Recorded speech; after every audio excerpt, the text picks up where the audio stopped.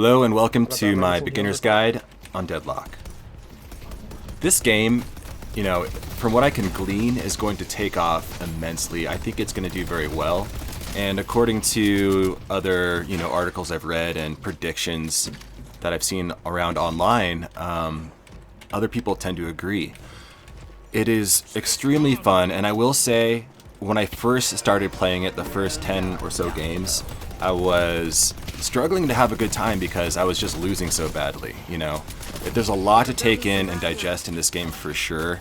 As in most MOBAs, I suppose, kind of like League of Legends, I played a lot of League, and in a similar fashion, League was very difficult at first just because there's so much going on.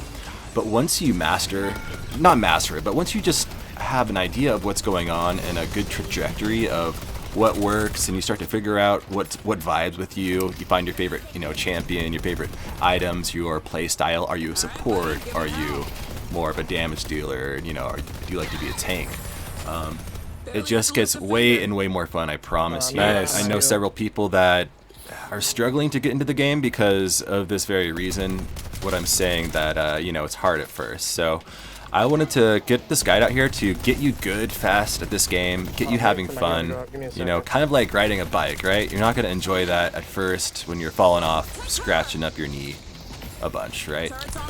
But once you get it, you're mobbing off jumps and doing 360 no scopes or whatnot. So let's get into it here. This is going to be pretty basic, so if you are an experienced Deadlock player, then this may not be the video for you, but if you're just getting to the game or you're curious, then 100% please check this out. And I hope to see you in New York City. That's what it's interesting playing in New York City, as the landscape for this game. It kind of gives it a different feel. I don't know if it's what I would have done, but it does seem to work. But anyways, let's get into this guide here. One trick you can do is use your charged punch to actually get around corners. Since the launch of it is a pretty good distance, you can aim it around corners. This will give the enemy less time to see it coming and use their parry. Mastering parry is very important, and it can get you out of very sticky situations or get you a kill. When you parry a target, it briefly stuns them and increases melee damage incoming to that target for a little bit of time. You can practice this in the sandbox mode against this dummy here to get your timing correct. I highly recommend it, and it just takes a couple minutes. Okay, now what a lot of people don't know is that you can parry the melee attacks of these tower guys. You probably won't be in these situations very much, but it's a good thing to note. And something else I didn't say, you can see that I missed a couple of these, that when you miss a parry, it does go on cooldown, so you have to really make sure you parry at the correct times, otherwise you can be in some trouble. Okay, next, just be careful who you trust, because some allies will throw grenades at you.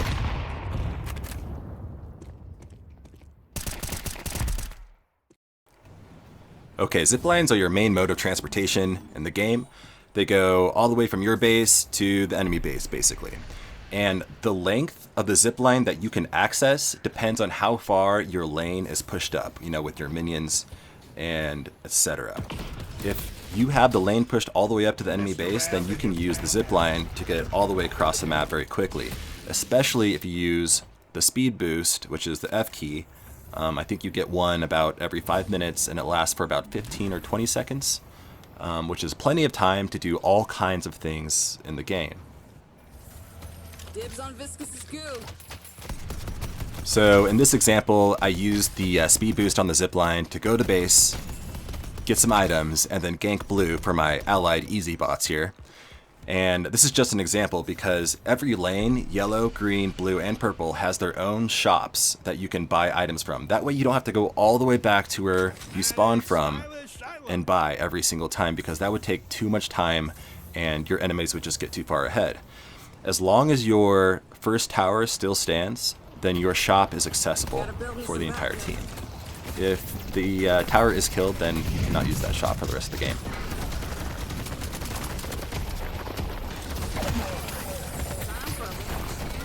So one really important note on tower aggro in this game it is completely different from that of League of Legends or Dota, for example.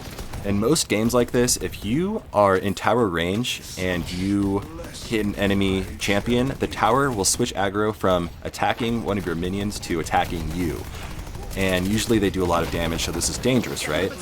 But in Deadlock, if the tower is busy attacking some of your minions, you can run in the back like you see here and just create mayhem for the enemy champions, and the tower will not switch and attack you until all of the minions are gone.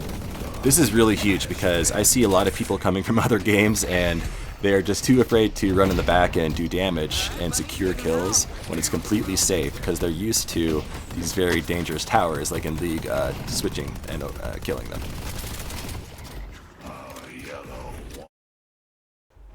Okay, around the map you have urns and boxes scattered around, and I'd say in about half of them have these buffs for you. Some of them upgrade your gun, some of them just give you money, etc. And they are very, very useful because they are permanent stats, maybe like 2 or 3% added stats to your character for the rest of the match. Way too strong to ignore, but I wouldn't just run around the map primarily looking for these boxes and urns. It's more of a thing where if you're running from point A to point B and there are some on your route there, definitely just open them up and take those little buffs for you on the way. There are teleporters on the map. They teleport you. You should use them. You can use them to get away. You can use them to surprise the other side of the map with a gank, etc. Be creative. Okay, so crouching basically makes you quiet while you're moving. Especially useful if you're trying to pick off kills that are kind of hiding, maybe by their shop, by the tower. You can go around the side and secure that kill without them knowing you're coming. If you're running and making noise and the person is at all a good player and has headphones, they're just going to run away. Okay, so the advantage of higher ground in this game is very powerful, very important. You can see here that I'm using the cheesy magic carpet item, which basically, you know, you can fly around on it very quickly. It's fun to use. But yeah, I mean, especially during a team fight, if you come out of the air over the top of a building, like, people pretty much are never going to see it coming unless they happen to be looking up. Even that you show, like, even if you show up on the minimap for a couple seconds, like, they're going to be so involved with other things, you're going to have a huge advantage, basically, is what I'm saying. So always try to use that when you can, when it's available. You can get on top of buildings a couple different ways. You can jump onto a building from the zipline. You can use an item, say like the magic carpet. You can use, you know, your skills or abilities, obviously, that are built into certain heroes to get up there and or fly around. But there are also, you know, these like jump booster platforms. They look like little wind, like fans. And if you can find them on top of buildings, they'll launch you across the map, hopefully into an advantageous spot. Okay, so a quick couple things about the mid-boss. It spawns at 10 minutes. He has a little bit of a shield that you have to get down. That's the yellow bar on the left you see there. And once that's down, you can actually do damage to the main portion of his health. You can see I'm burning him down here with the mcginnis turrets and some help from my allies. Now, once the mid-boss dies, you'll see the rejuvenator crystal slowly descend from right there, from the ceiling. It takes a while to get down to the bottom, and only when it gets down to the bottom can you actually get it, and that's by punching it. So it can be stolen by an enemy team. That's what you see the enemies were trying to do there, and it happens quite a bit because there are lots of holes, you know, in the ceiling where people can jump down from at the very last second and try to steal it. It gives you all kinds of buffs for your team and makes your minions stronger as well, plus you respawn quicker, so it's very important to get this to win the game. Huge. It's usually best not to use all your dashes before a gank, right? If you use all your dashes to get to an enemy, then once you're there, they're all on cooldown. They can just dash away, and you have nothing else to catch up to them with unless you have other abilities or skills or items, right? If you can, it's best just to walk or sneak up to them, saving your dashes for as many as you can anyway. That way when they try to escape, you can just catch up to them, mash them with your dashes, and secure that kill. This was pretty, I don't know, maybe other people, you know, innately understand this, but I was having issues with this concept for a while at first. You know, the whole dashing system in the game takes a while to get used to, just because it can seem like a lot, you know, there's a lot of momentum going on. But once you just play enough games to get used to it, it becomes just second nature. Alright, one kind of cool thing you can do in the sandbox mode is go to this vent here and practice just shooting these spirit orbs, right? These are the orbs that are going to come off of minions when they die, both yours and the enemies. You always want to shoot the orbs to secure, it basically secures the money for you. When you kill an enemy minion, you want to shoot the orb, because if the enemy shoots it, they will get a portion of that gold.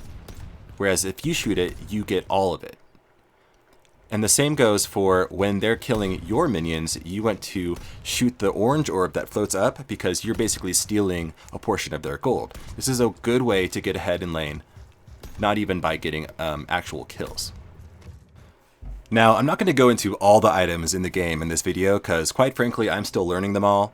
And there's a lot of them. That's a whole separate video. But there's a couple really key items I want to show you. These are items that basically disables an enemy or can stop them from channeling really deadly or important abilities, right? Sometimes you'll see in team fights where there's an enemy champion where if you don't stop him from channeling his really powerful ability, he's going to either kill your whole team or he's going to, you know, it's going to be bad for you. So there are a couple items that can do this very well. So you have knockdown, you have the silence glyph, and you have curse. Curse is the more expensive one, and if you have the money, you can just get that. It lasts longer, it's more useful immediately. But knockdown and the silence glyph also work well in a pinch. Okay, so let's wrap it all into one actual demonstration here. This is a random game I jumped into. I'm laning with a shiv, and I'm laning against an enemy Ivy and a 7.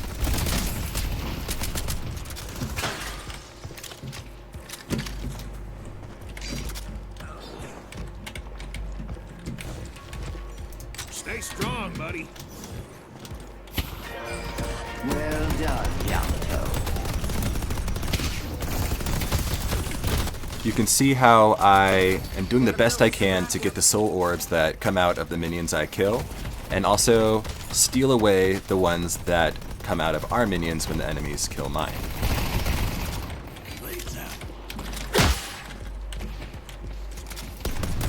One thing to note is that if you kill a minion with a melee attack, it immediately gets those orbs for you, so you don't have to worry about shooting them.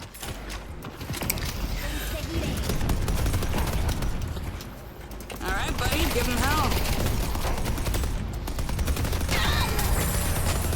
Barely had to lift a finger. Nice. I'm not healed.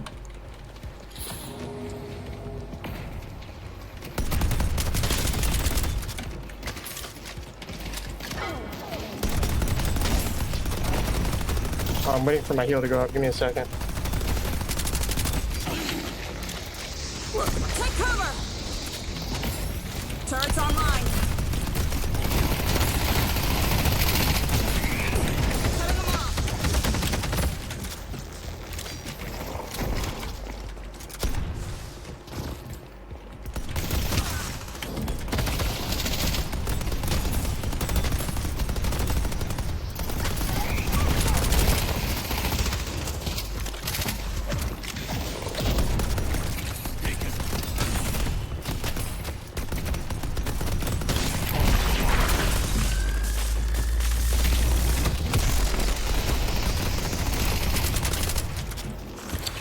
I'm gonna shop real quick. Buy real quick. Ooh, nice. We're twins. Twinning. Oh god. I won't lie. I don't know what that does, but my kid says all the mystics are buying it. Grow strong.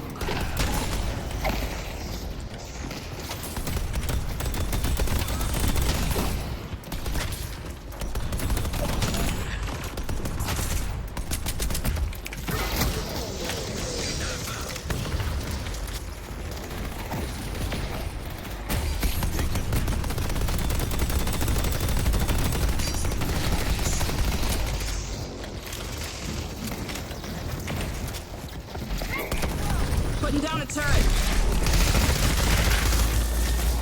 Who needs to be patched up?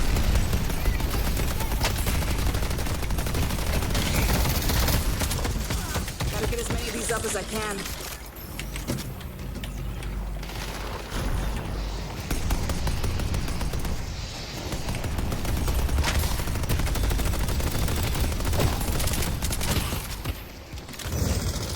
Spectral munitions. What'll I think of next?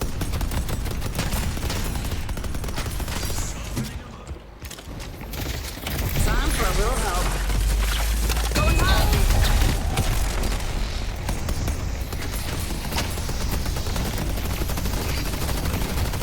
Defenses are up.